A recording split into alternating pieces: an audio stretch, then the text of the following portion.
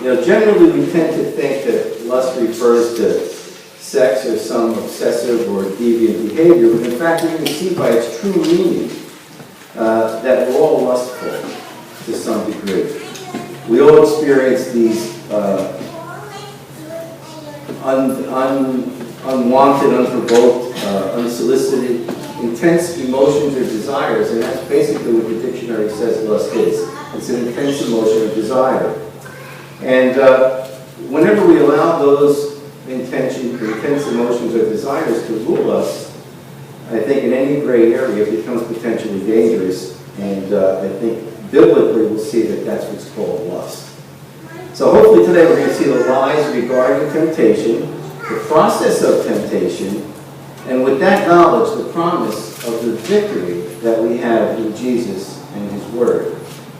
I hope that today we will all leave here with at least that, with the understanding of what it is, the process, and how we can be victorious through it.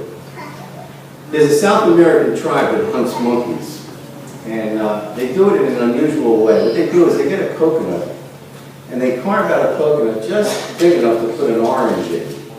And then they secure the coconut to a bunch of rocks so that it can't be moved. The monkeys come along, and they smell the coconut, they get tempted, put their hand in, grab the orange, and then can't pull their hand out of the coconut while it's wrapped around the orange. And they'll stay that way right up until torture, death, capture. And when I look at today's scripture, I think we'll see that we're not that much different. We will do things, be led into temptation, act upon it, and hold on to those things right up to capture and spiritual death.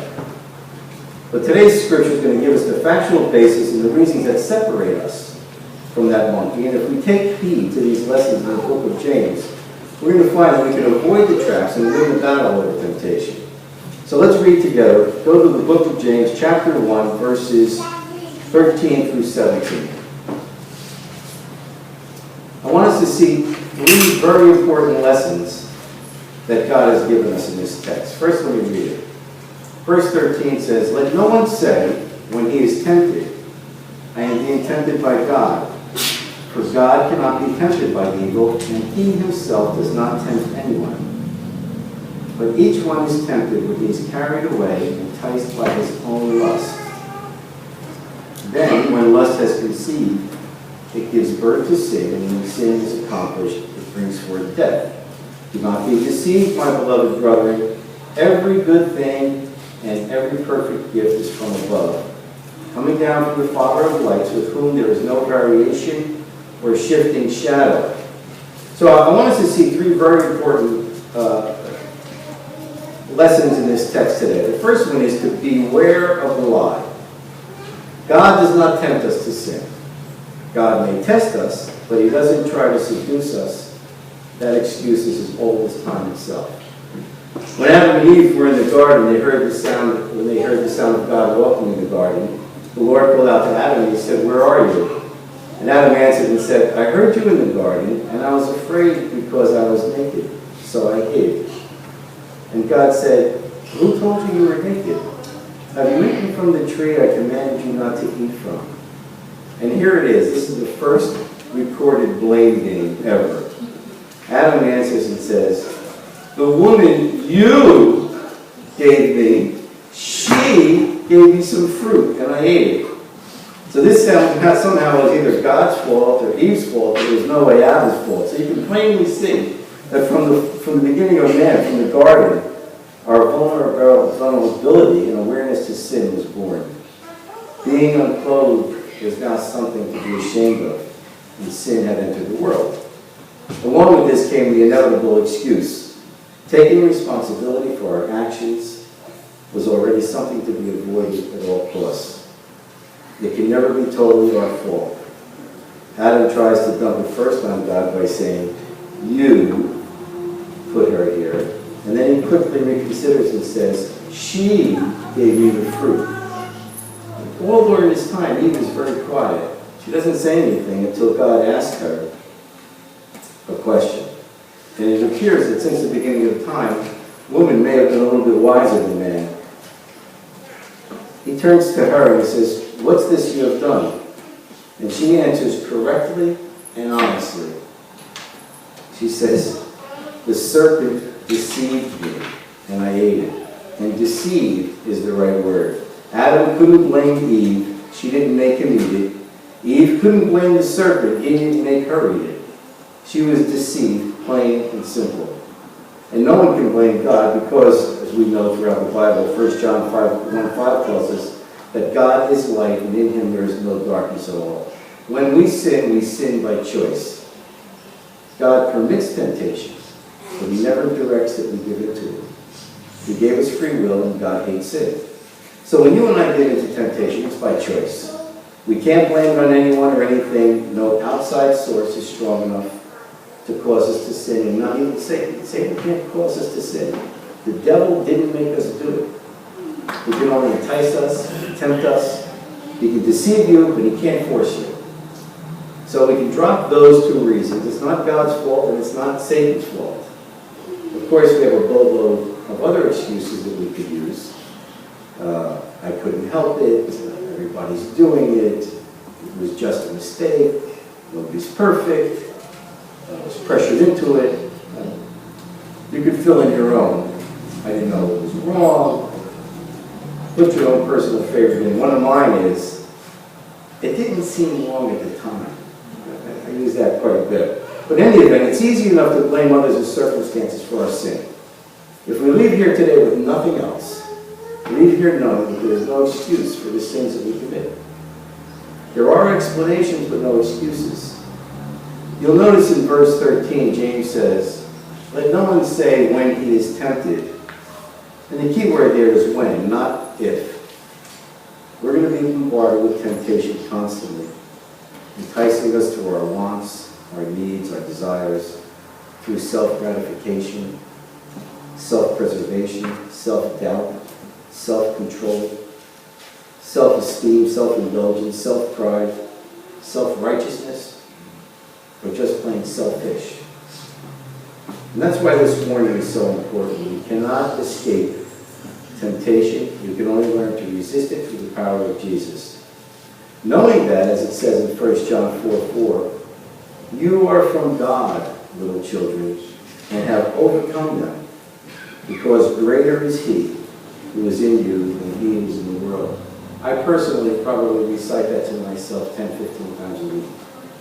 Whenever the need arises, I have to remind myself that he who is in me is greater than he who is in the world, and that I can overcome. The day doesn't go by where we aren't tempted in some way, tempted to cheat or lie or gossip or hold a grudge or steal or overeat. And it's not God's fault, no matter how we twist it.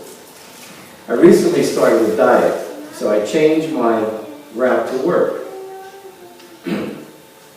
So I wouldn't go past the bakery. But one day I'm going and I find myself smack in front of the bakery and I'm thinking, well, no, maybe the Lord wanted me to come this way today. So I started praying and I was like, well, Lord, if this was your plan, then let me find a parking space right in the front of the door. And sure enough, after the 8th time around the block, there it was. But no matter how we twist it, we can't change it. We need to avoid those places, those friends, and those situations that the enemy knows is a weak spot in our fight against sin. You know, we're real fools when we know what our weaknesses are and still bring it before our eyes and our minds. You know, glancing at the bakery when we accidentally drive by is one thing, but that first run around the block is playing right into the hands of the devil. And the Bible tells us to resist it, he will flee. And we know that's a fact. So we need to be aware of the lies. God does not tempt us. He does test us, as I said. Sometimes God allows us to suffer, and we use that time as an excuse for sin. Hard or difficult times easily lead to temptation. The Bible tells us in 1 Peter 5:8 that the devil walks around like a roaring lion, seeking to devour whom he may devour. And like a wounded animal, we're easy prey. And the enemy is quick to come and offer his aid or one of his solutions. Sometimes he'll whisper that maybe we need some pleasure in our life to numb the pain. Or he'll tell us to be angry with God because a loving God wouldn't allow something like this, such an overwhelming loss or hardship. He knows the best tricks, the one particularly designed for you. One that aims right at your weakness, your fear, or your pride, whatever it is. Little Johnny was told by his mother not to go swimming in the town pool until she came home from work. And sure enough, she comes home from work and she finds little Johnny with a wet head and a wet bathing suit under his arm. And she says, I thought I told you not to go swimming today. And he says, I really just couldn't resist. I was just going to go to the edge and put my feet in for a minute, just for a minute. And the mom asked, then why did you take your bathing suit with you to school?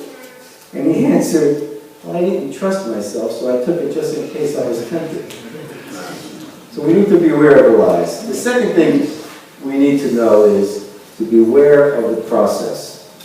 Verse 14 tells us, each one is tempted when he is carried away and enticed by his own lust. And remember, let's not go back with that word lust.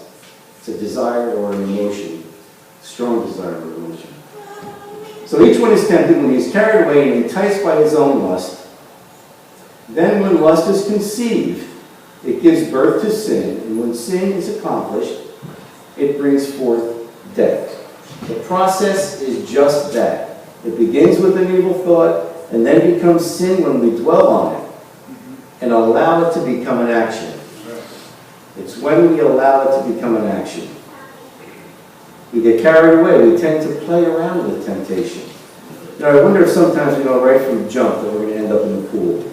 Now, do we really think that we can fool ourselves?